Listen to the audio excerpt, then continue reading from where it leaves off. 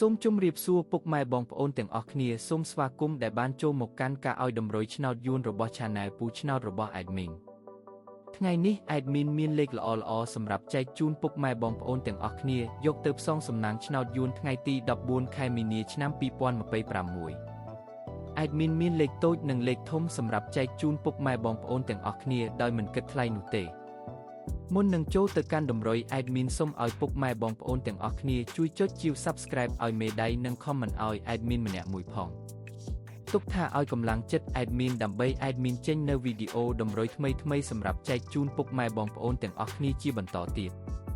ឥឡូវនេះពុកម៉ែបងប្អូនទាំងអស់គ្នាយើងចូលមកតម្រុយតែម្ដងចំពោះពីលេខឬលេខតូច Admin ឲ្យលេខ28 30 94 67 ចំពោះ3លេខឬលេខធំប៉ុស ABCD Admin ឲ្យលេខ157គុណ799គុណឬឯលេខអូសខ្ទង់ Admin ក៏ឲ្យដូចគ្នា Admin ឲ្យអូសលេខ30អូសនិង60អូស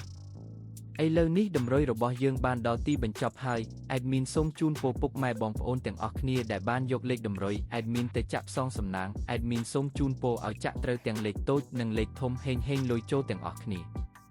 ជួបគ្នាថ្ងៃស្អែកជាមួយ Admin និងតម្រុយថ្មីជាបន្តទៀតសូមជម្រាបលា